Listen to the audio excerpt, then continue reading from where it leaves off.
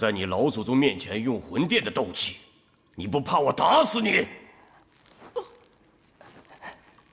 你还敢笑？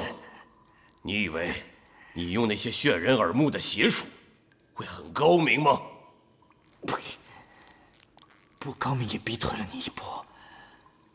我现在算是想明白了，我真是太傻了。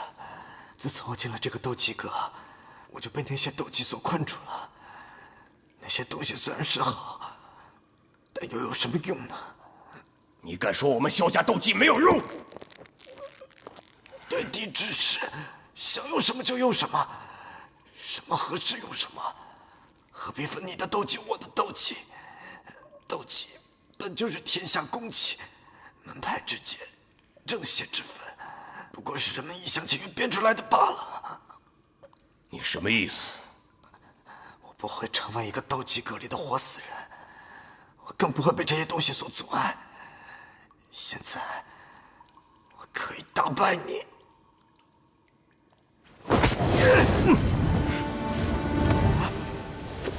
紫荆异狮王兽火，不错，此火来自高阶魔兽，生性霸道，且极具毁灭性。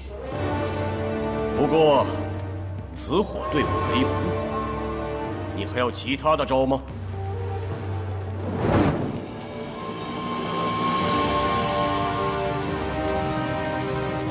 这简直不可思议！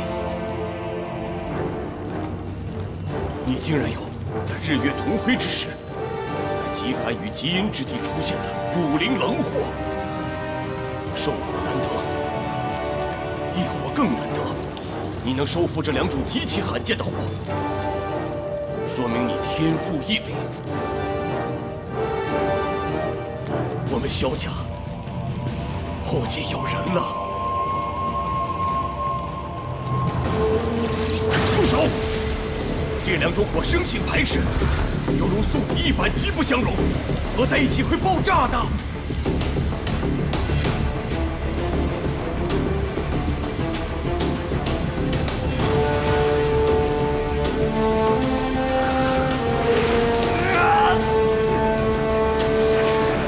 你再这样下去会炸死你的！你快停下来，别过来！可以的，可以的，可以的，我可以的，我可以。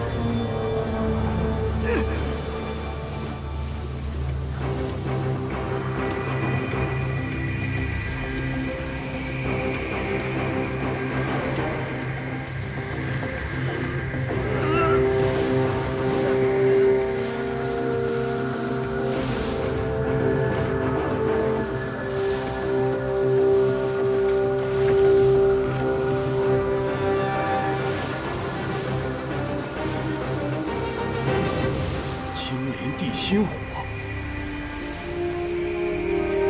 此火来自地心熔岩之中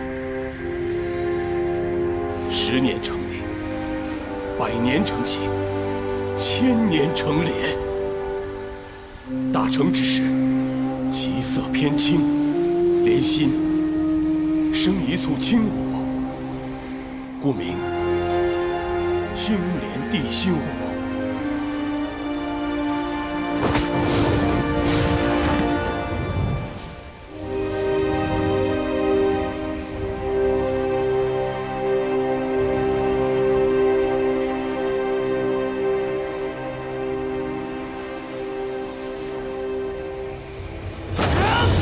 起来吧，快收了他！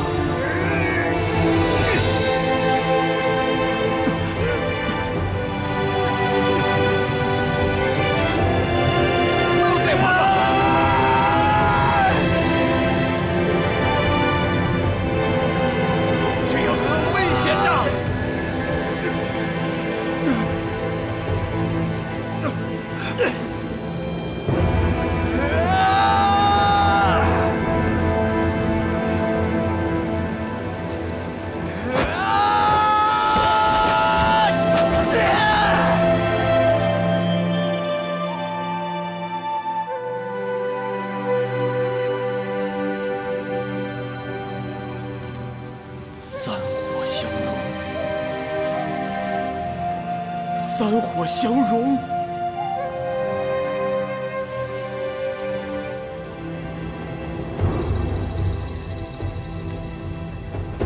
你到底是怎么做到的？这怎么可能呢？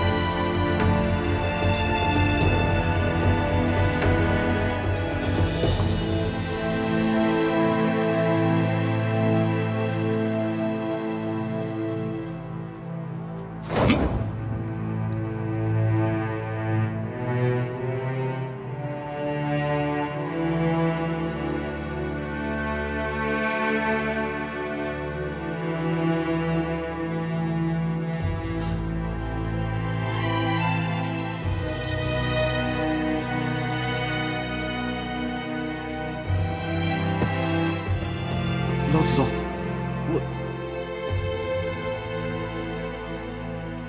小子，这次你终于没有让我失望。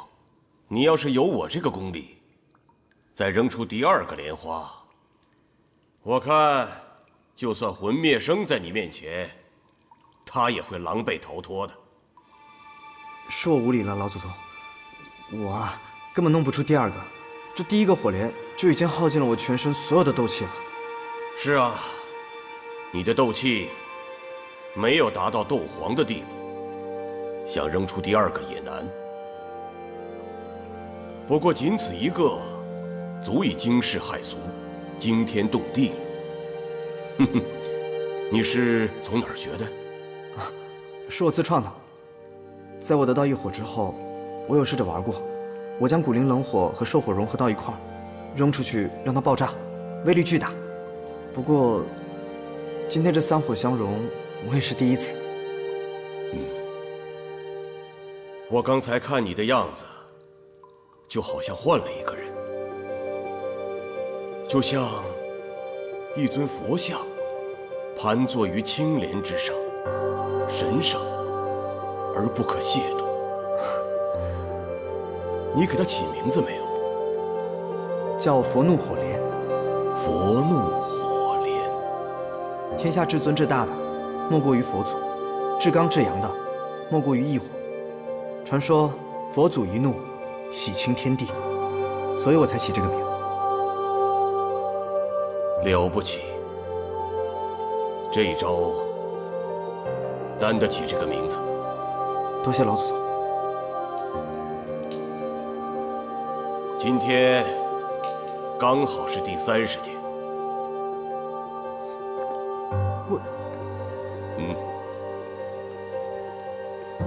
这次，哼哼，算你赢了。我要谢谢你，年轻人都能想明白的道理，我千百年来却没有想清楚。我在像你这么大的时候，就已经到了斗皇的境界，是天下公认的天才。这个斗技阁里所有的东西，都是我耗尽毕生的心血收集来的。我当时的梦想，就是练遍天下所有的功法斗技，成为天下第一的斗者。这种执念，我到今天都没有放下，以至于精魂不散，争分夺秒。倒是你说的对啊，何必做一个斗技阁里的活死人呢？是我自己吃了。别啊，老祖宗，是我胡言乱语的，能不要？读书有书呆子，练武有武呆子。我也是刚刚明白呀。张嘴。啊？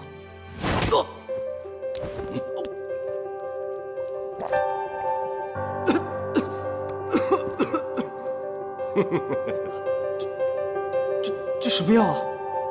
该不会是？别担心，我说过你赢了，就不会留你。这是天下只有2颗的9品丹药，我1颗，你1颗，关键时刻能还魂续命。还魂续命？就是你可以死2次。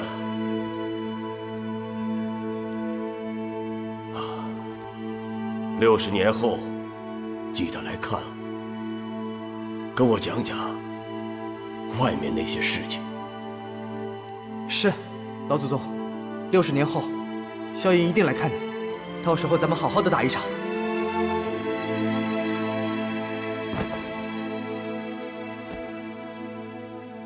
多谢老祖宗恩典。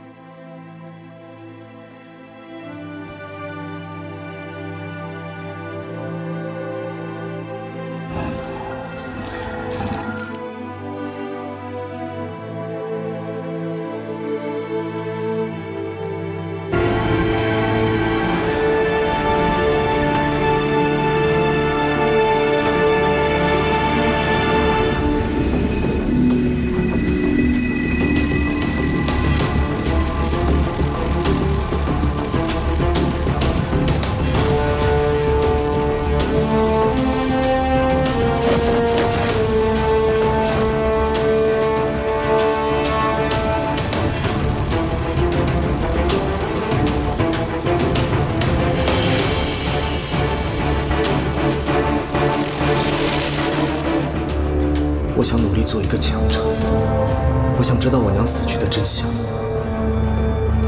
可那真相是，7年以来，不管多努力，我的斗志气一直在退步。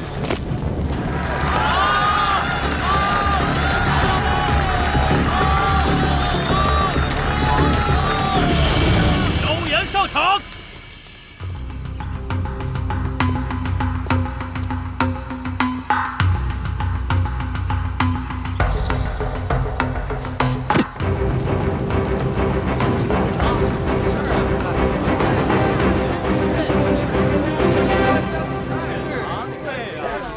我叫萧炎，是这个大陆上最后一个废柴。算了吧，萧炎，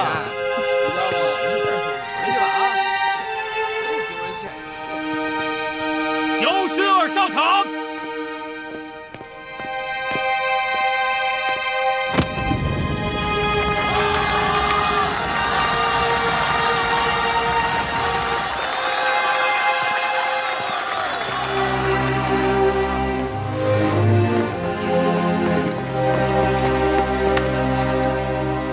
萧炎哥哥，我现在还有资格让你这么叫？萧炎哥哥，你曾经对薰儿说过，要能放下，才能拿起，提放自如，便是自在人。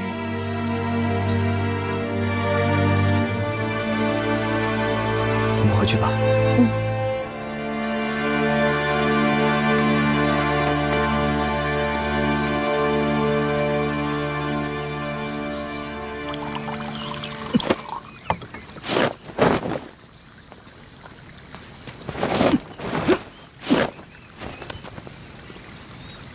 萧炎哥哥，喝水。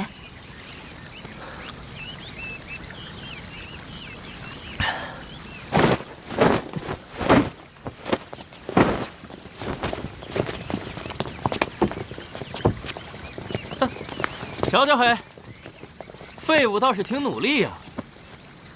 别听他们的，小燕哥哥。你现在这么努力修炼，我相信总有一天你会成为一流的斗者。可惜再怎么努力，也是废物。哟，说你呢，废物，不服啊？是不是不服？啊？干嘛？问你是不是不服？小废物还敢动手！斗之气稀薄的像个小孩一样，还要女的护着你。哪儿啊？什么意思？哪儿啊？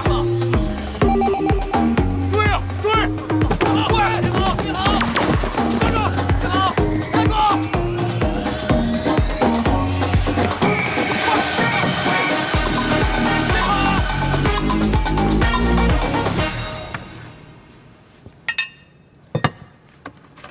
老爷，纸箱白片5钱。啊，好。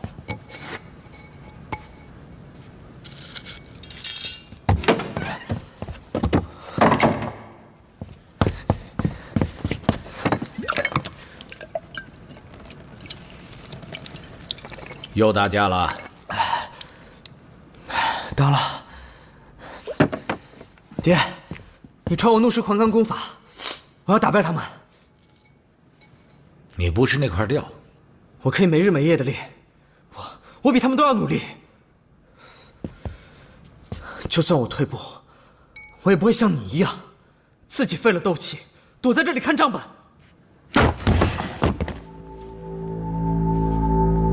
尺子。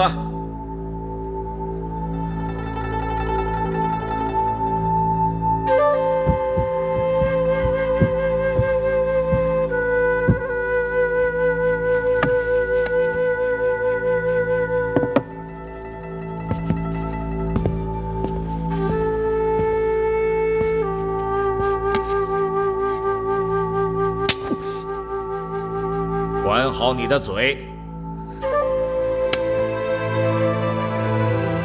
自己打。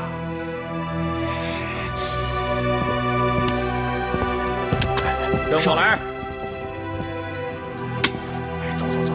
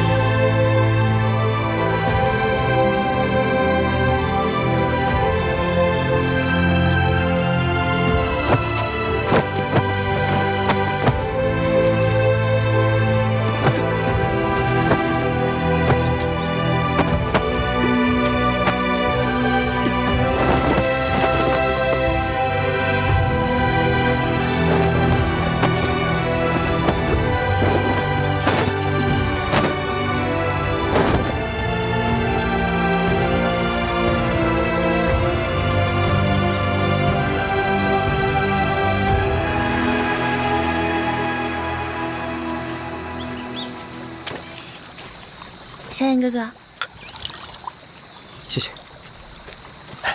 少爷，少爷，老爷让你回去一趟。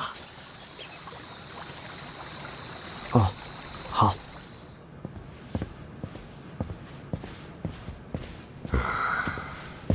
爹，你来了。这位是萧家药铺的掌柜万先生。哦。爹，您找我什么事儿？以后斗之气就不要练了，跟着万先生到药铺去当学徒啊，拜他为师，打理药铺的生意好了。爹，我要当斗者，过段时间我们就要考迦南学院了。如果考不进学院的话，以后是没办法当一个好斗者的。你不是这块材料。我是。我是。今年斗之气大会，你第几名啊？斗之气几段？爹，我一定会练成的。你别让我去当伙计，我比任何人都要努力。我做梦我都在练功。万先生，您请上座。啊，您请上座。来，请坐。来，现在请坐你在这儿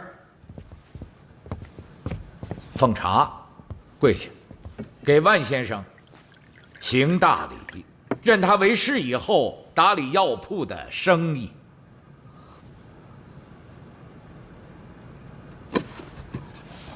爹，我不当伙计，我要当斗者。我今年练不成，我就练10年；我10年练不成，我就练20年；20年练不成，我就是练到死，我也要当斗者。爹，我求你了，你别让我当伙计，你别让我去当一个伙计啊！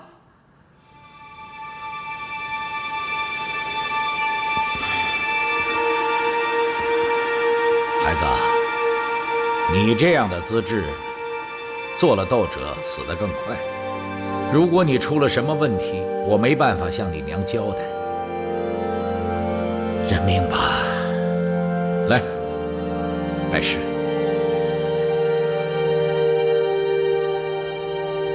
不，我不。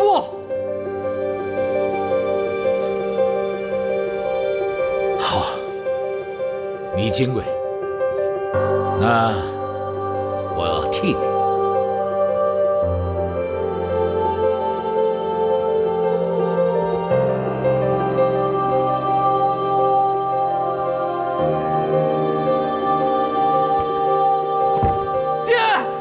老组长，你坐下。按规律，我儿子缺乏管教，让先生见笑了。请饮下这杯茶。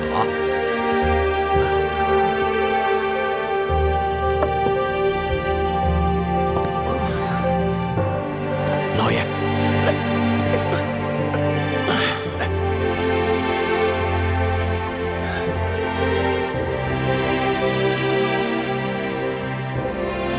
带他回去，斗技馆不许他去。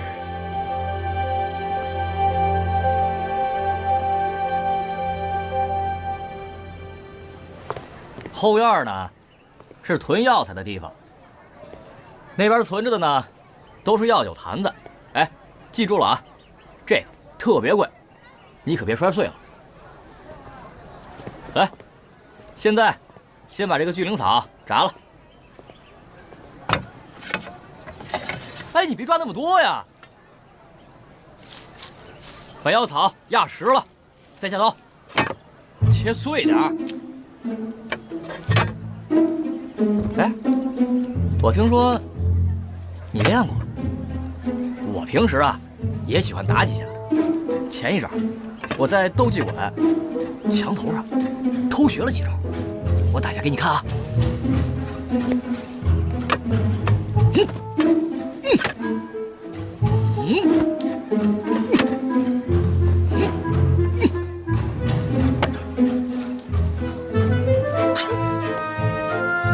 太没出息了，跑到药铺来当伙计，就你这样的，练到80也没用啊！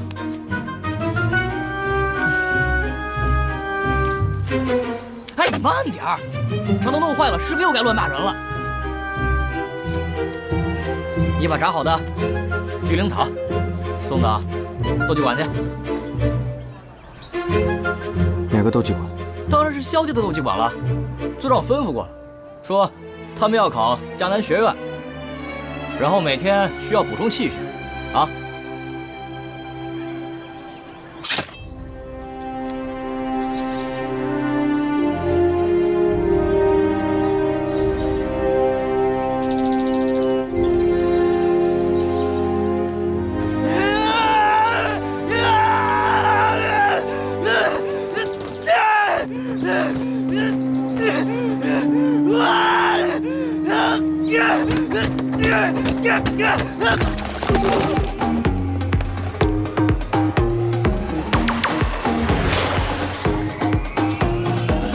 女神，小兔崽子，跟你娘真像。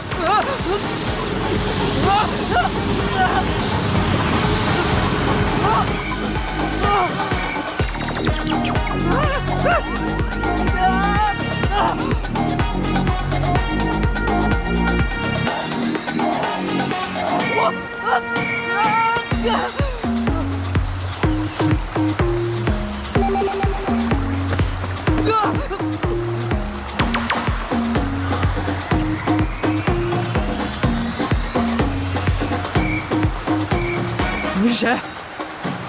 这里是什么地方？我是你师爷爷。师爷爷早在7年前就已经死了。你是鬼吧？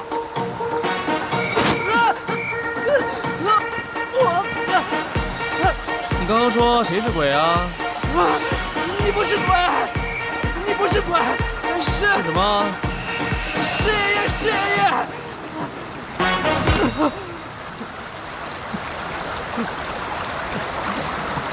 师爷爷，你真的是我师爷爷？嗯。可是，你不是7年前就已经死了吗？怎么会还出现在这里7年前我把自己封印在这里，所以对你们这些外面的人来说，我确实是死了。外面？那这里是哪里啊？你所在的纳戒里。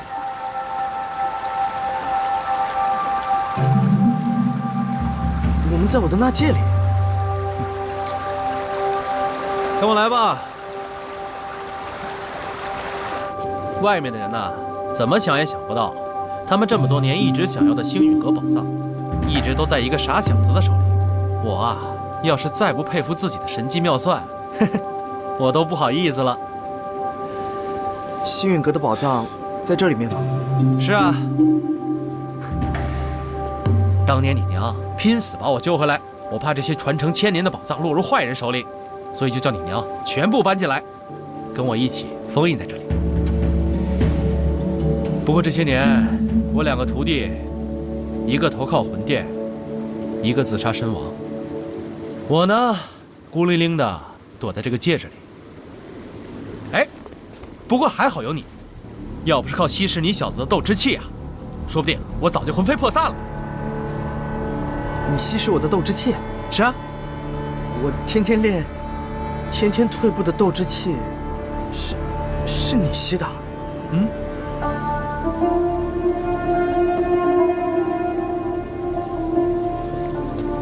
你每天都吸吗？你是不是刚刚还？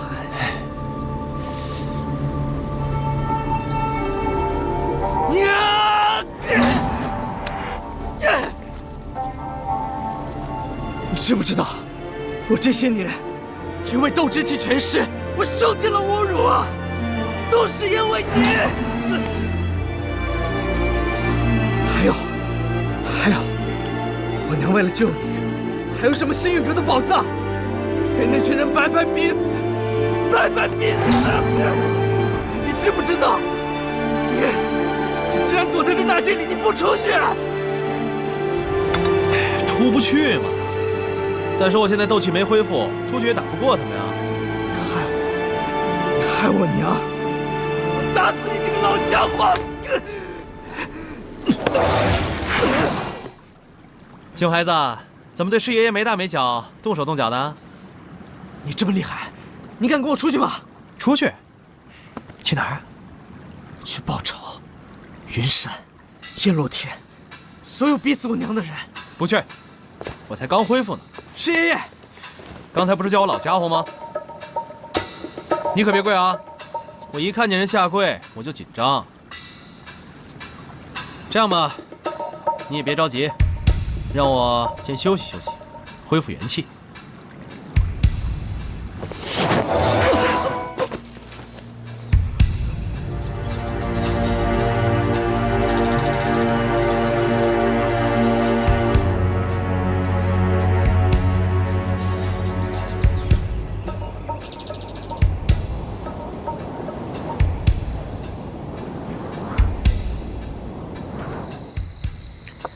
哎，既然来了，就好好干啊！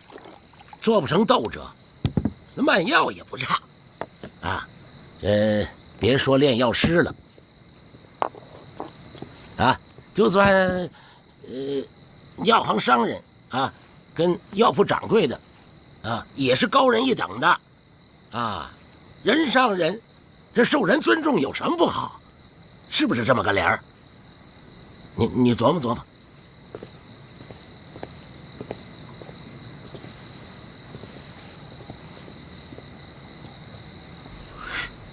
你小子还真不够意思，自己跑出去溜号，还害得我挨顿呢。哼，行了，这活儿你干吧。唉。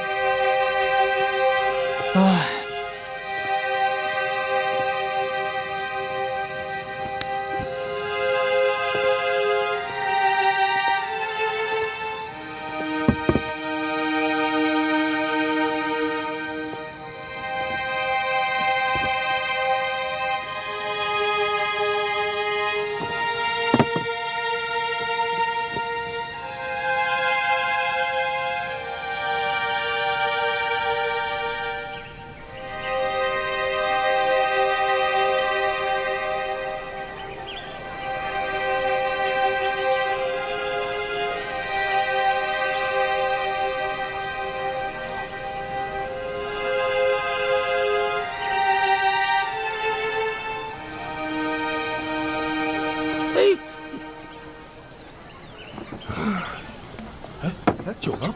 酒怎么没了？谁喝了？哎，酒呢？哎，起床了。哎，这怎么回事？酒上哪儿去了？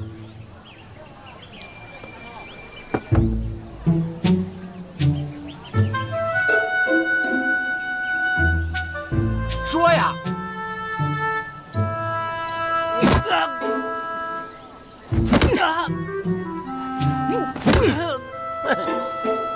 小子啊，胆子够大的呀！啊，说酒哪儿去了？我不知道。嘴硬，给我打！酒哪儿去了？酒哪儿去了？我不告诉你。我跟你说，你爹嘱咐我不是一次两次了，入了门拜了师，就是这儿的伙计，我就得管教你。今天我非把你这大少爷脾气给打掉不可！按住了！哼，小子，你呀有种别喊疼！我打！我打！我打！我打！哎！嘿！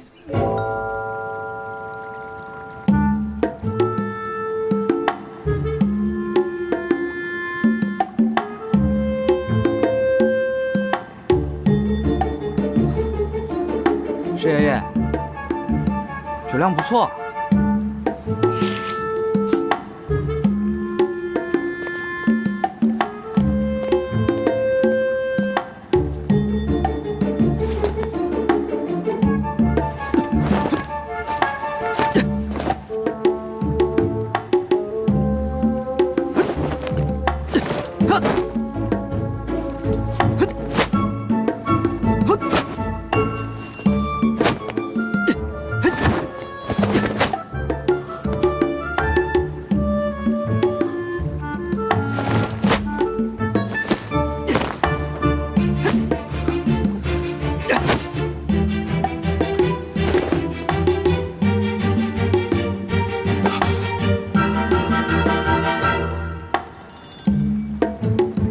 石爷爷，您给提提呗。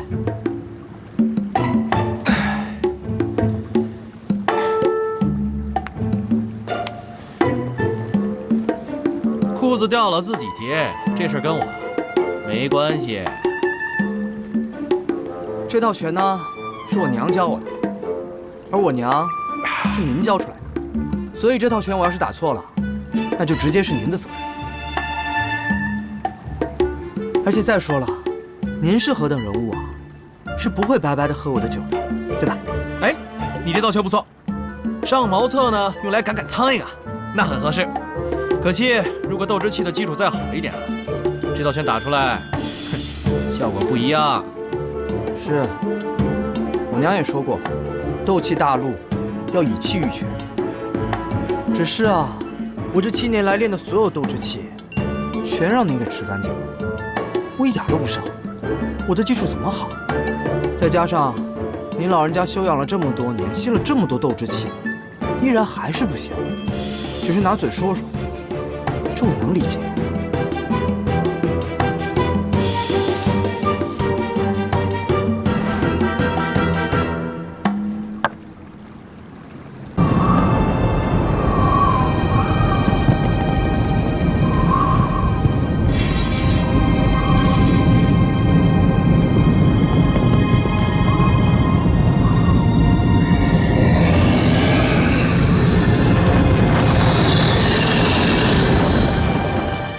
家派出的所有的精英斗者，可都没有回来。我的一个儿子也成了残废。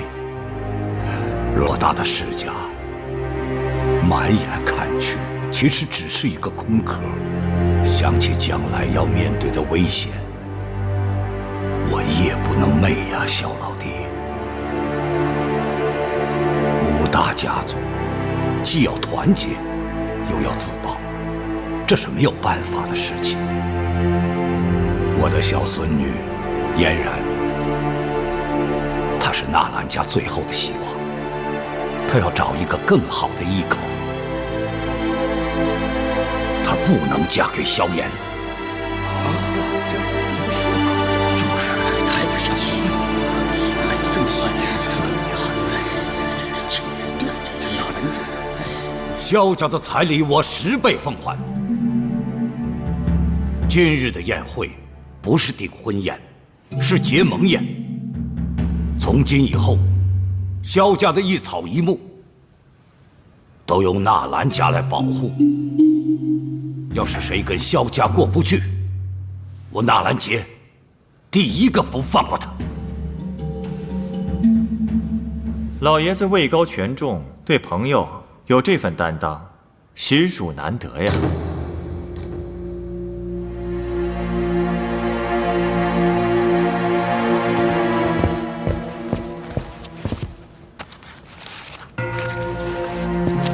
这个是婚约，给老夫一点面子，收回吧。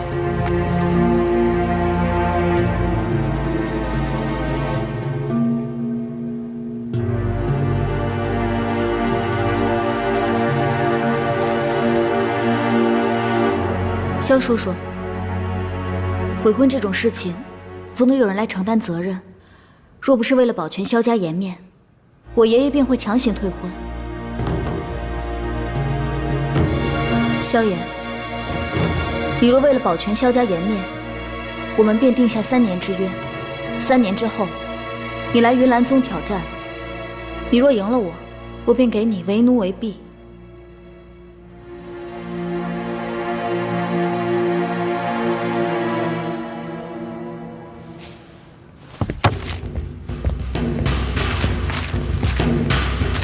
不用3年，纳兰嫣然，本少爷已经对你提不起半点兴趣了。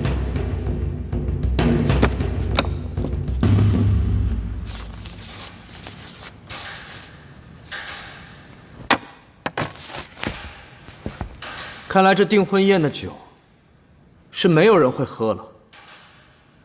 也罢，那就请大家喝一杯休妻宴的酒吧。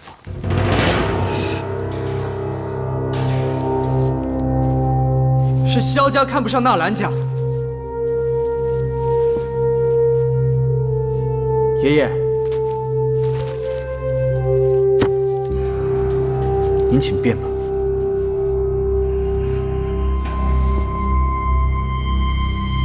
萧炎，你给爷爷解释解释，这个字是什么意思？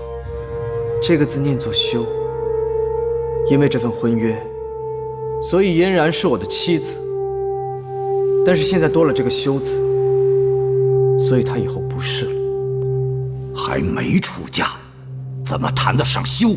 这门婚事是我爷爷定的，这份婚约上也有您的签名。从小我爹娘就送了聘礼，这上面还有我和嫣然的八字，这怎么能叫做没嫁呢？这个字，小子，你想毁了嫣然？是你们先开口侮辱萧家，你把这纸给我吃了！萧炎，快给族长道歉！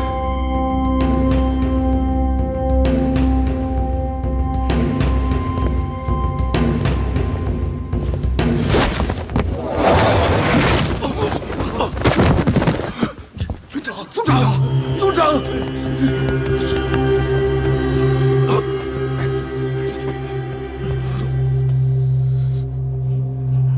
萧炎，我能让萧家的上上下下从乌坦城爬出去。嫣然，快让他吃了！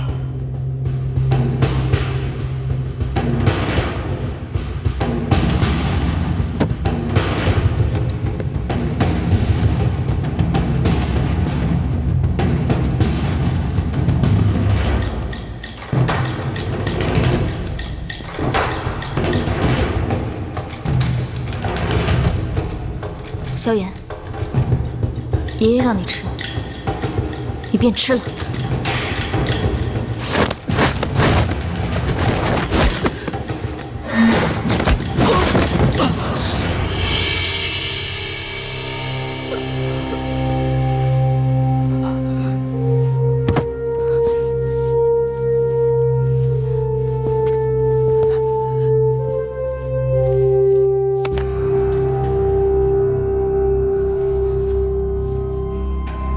萧族长啊，闹成现在这个样子，你才高兴是吗？对孩子不加管教，任由其胡闹。萧炎，你想娶人家姑娘，就得护得住人家，连一掌都抵不过，我看这休书，倒应该是嫣然写给你的。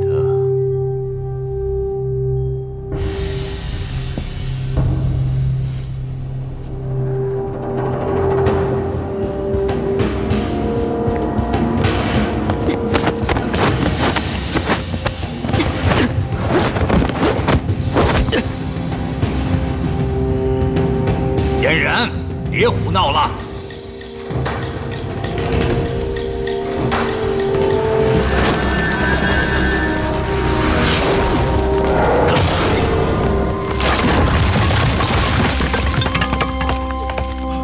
儿子，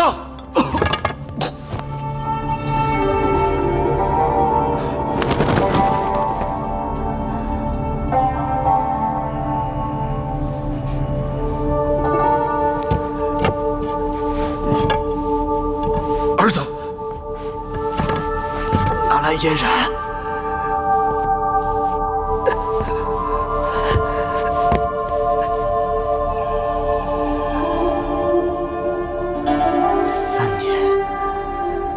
3年之后，我会再上云岚宗挑战你。到时候，你们对萧家的侮辱，我会一模一样的全部还给你们。记住了，30年河东，30年河西，莫欺少。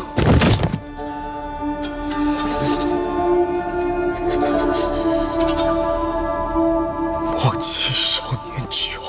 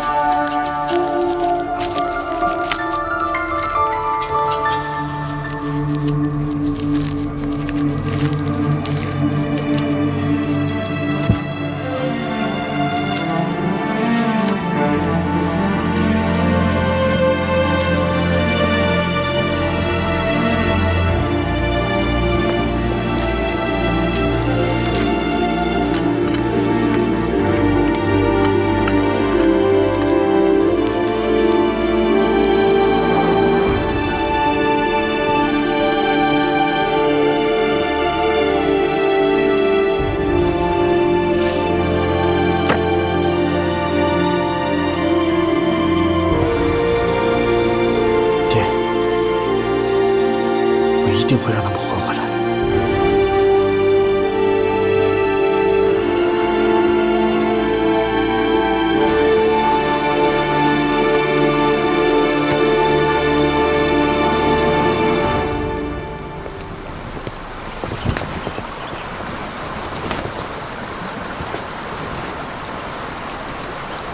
这是纳兰家的独门伤药，你给萧叔叔带去。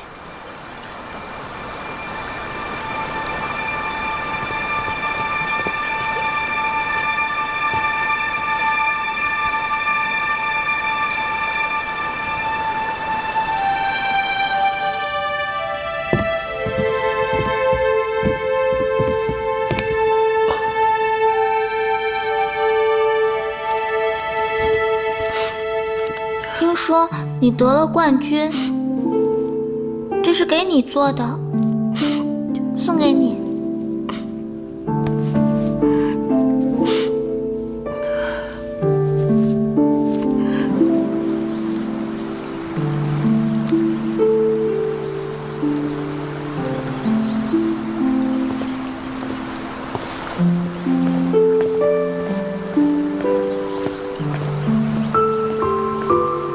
后悔了吗？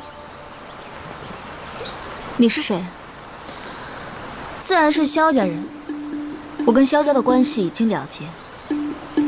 若萧家要出来说话，也轮不到你吧？你想退婚，不过是觉得萧炎是个废物，配不上你这个千金大小姐。他9岁的时候就有9段斗之气，你呢？他能在7年之前创造奇迹，今后的日子，你凭什么认为他不能再翻身呢？我跟萧炎已定下3年之约，3年之后，他若将我打赢，我便给他为奴为婢。3年之约里面没有你吧？闪开！不要以为有云岚宗给你们纳兰家撑腰，便可横行无忌。斗气大陆很大很大，比云岚宗强的有很多，你会后悔的。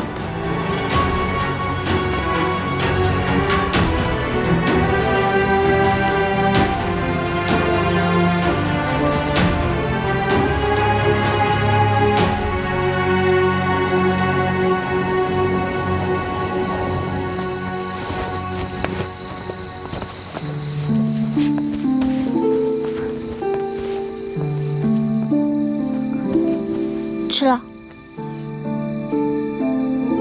什么我就吃了？我还能给你毒药啊，治内伤的。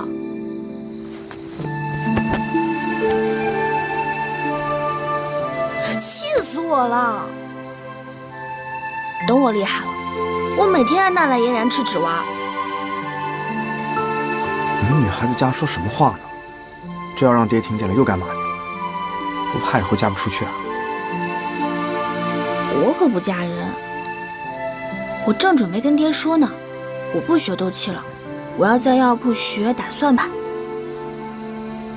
你说什么？你想啊，我一个人学斗气多无聊。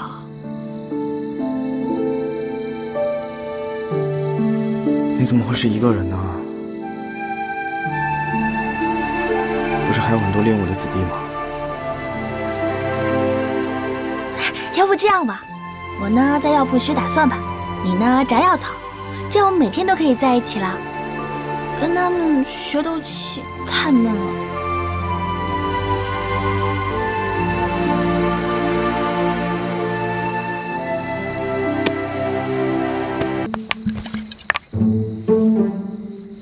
师爷爷，师爷爷，师爷爷。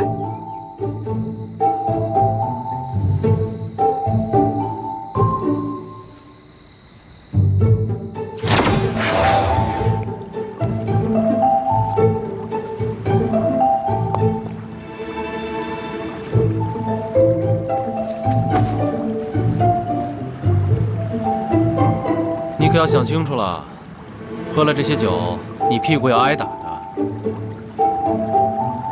屁股早就被打出老茧了，再打一次也无所谓了。喝吧，就当我请你的。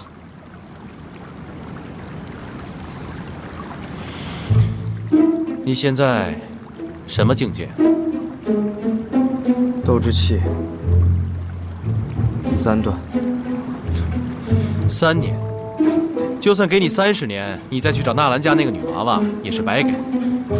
人家拜了云山当老师，那你想3年后会是什么成色？我都知道。我想不知道也不行啊。那些难听的话像锥子一样往耳朵里扎，捡实了。纳兰杰那个老东西，势利眼又小心眼。如果我还活着，我去喝你一杯喜酒，就算给他10个胆子，他也不敢说半句退婚。行了，你也别横了。而且，现在说什么也没用了。我这个订婚夜呢，真是丢人他娘，给丢人开门。怎么说？丢人到家了呗？你还行啊，受了这么大打击，还能在那边嬉皮笑脸。那不然呢？我难道就应该每天以泪洗面，痛不欲生吗？那我还不如在这找根绳子，吊死得了。斗之气人人都有，但要凝结成气旋，化成斗气，才能做斗者。所以斗技和斗之气是不分表里的。像你这样一个人瞎练，有天遇到真正的斗者，还是要吃亏的。未必。我这段时间为了给你偷酒，天天都被人打好几顿。我再不练壮点儿，说不定哪天身子就被打废了。觉得我占了你便宜是吧？去，找几味药草来。紫叶兰草、洗骨花，还有木细魔精。要干嘛？废话少说，去拿过来。不是，你说的那些，在加玛帝国里可都是顶级的药材，我上哪儿找啊？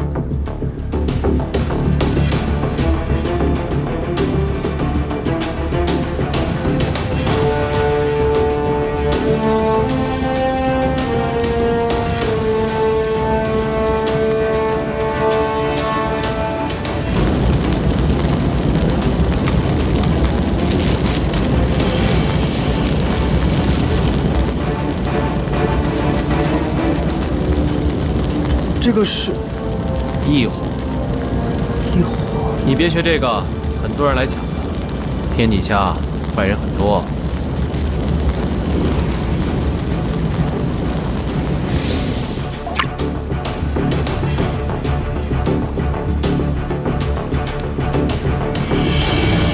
这是筑基灵液，拿去卖个好价钱，够我喝1年酒了。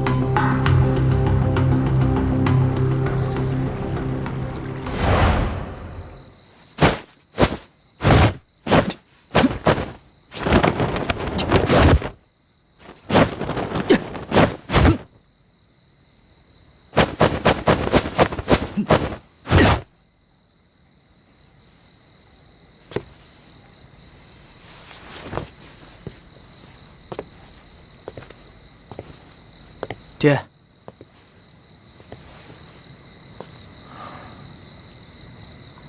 跟我来。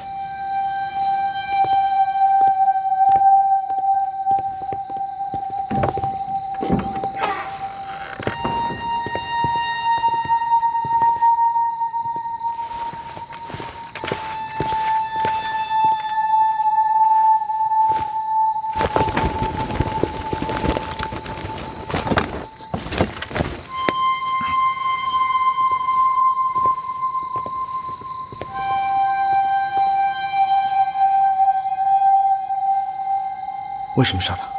最近他一直在赌钱，输了100多万。我查过他，确实被魂殿收买了，只是个小人物。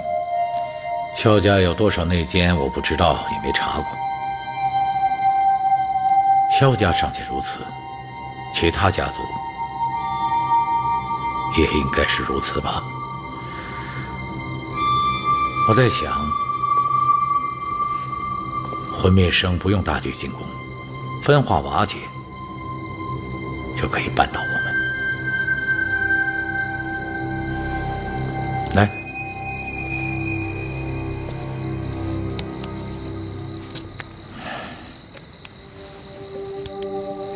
今天我在拍卖场找到了一个好东西——筑基灵液。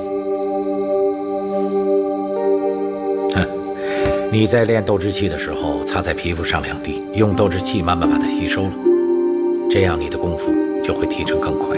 这一小瓶能够提升2个段位。您不是说我不是那块材料吗？乌坦城萧家唯一的继承人，你不是，那谁是啊？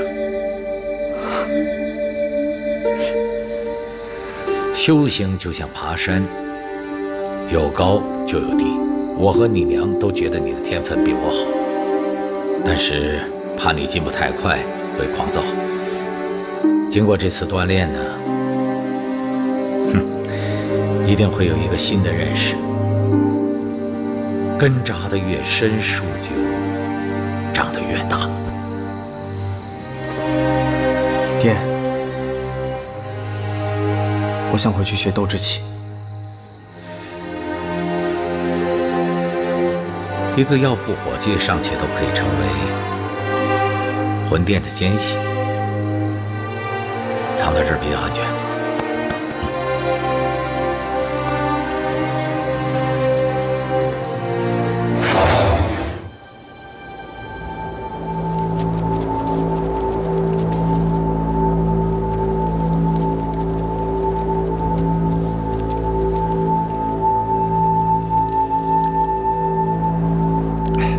那天啊，我问小六子，你的人生理想是什么？他说，我想娶豆豆。这么没出息，我就问另外一个弟子，结果他说他也想娶豆豆。那我想，我青允阁总要出一个炼药师吧。于是呢，我就问了你娘。你娘说，她要当个炼药师。我就想，还好，我青允阁至少出了一个炼药师。结果你娘瞪着我的眼睛说：“师傅，我的小名就叫豆豆。”豆豆，豆豆，这个小名连我都不知道。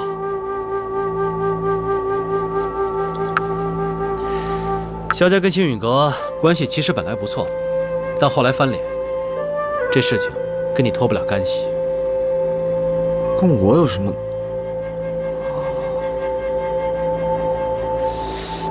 你娘的个性爽朗明快，一点都不像大小姐。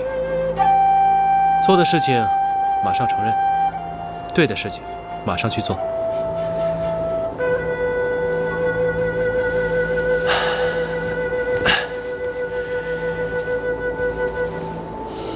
但自从她嫁给你爹之后，就不在我青允阁学习了。其实，在我心中，她才是我最疼爱的弟子。我对她的期望最深，欠她最多。我想，她在地底下也会怨我吧。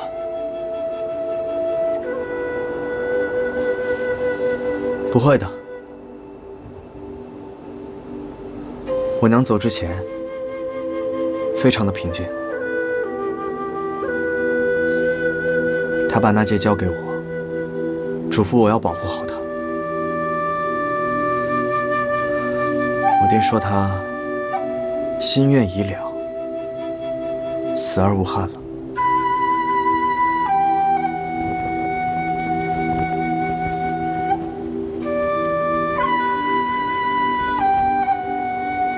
如果有一天有人要来杀你，或是要抢走这个戒指，我会跟我娘一样，拼上性命也要保护你。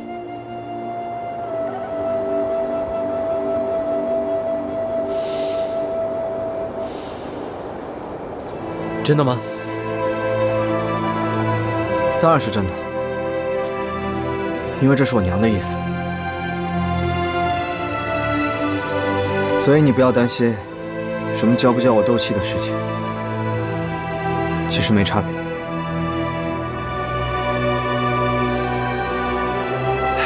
那如果我真的不教你，你会不会恨我？当然会，不过不会那么恨了。比起恨来，我更加妒忌你。妒忌我？是，我跟我娘在一起的绝大多数时光，都是在我9岁前的那几年，而你却能跟她在一起那么多年。这段时间我睡不着的时候，就会拼命地回想我娘的事情，因为时间太久了，我都快忘记了。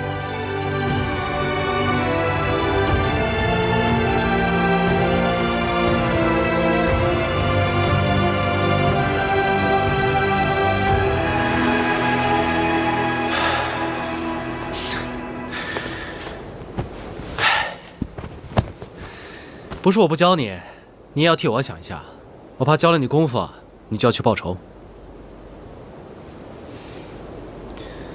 我知道，你呢就在纳戒里面吹吹风、喝喝酒，没事的话呢多损我几句，反正斗气我是肯定要学的。没有您，我不能什么都不干啊，是吧？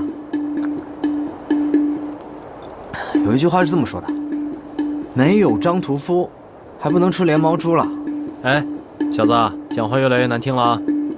行行，我不说了，反正生也好，死也罢，我都不会像你这样。我什么样？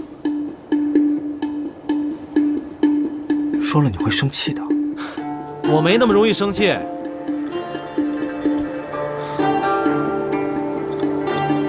没事就躲在纳戒里喝酒，自暴自弃。平时呢，还特别喜欢吹牛皮。而事实就是，其实什么都做不了。看你现在这个怂样，你确定你曾经是天下第一的炼药师？哎，你说过你不生气的。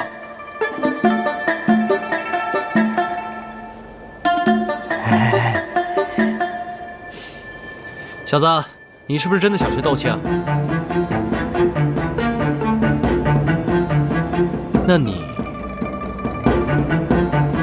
知不知道什么叫做害怕？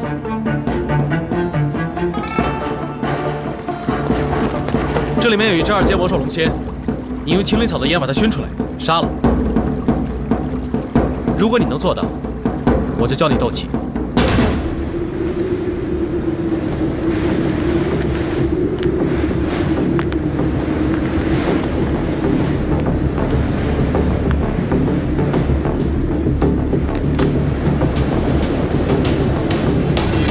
话还没说完，2阶龙蝎就算是专门猎捕魔兽的佣兵团，也要好几个人联手猎捕。要是你害怕了，可以向我求救，但以后呢，就别再缠着我教你斗气。你不开口的话，我可是不会动手的啊！给你一个忠告，命是你自己的，别勉强。要是死了到地底下，记得千万别跟你娘告状啊！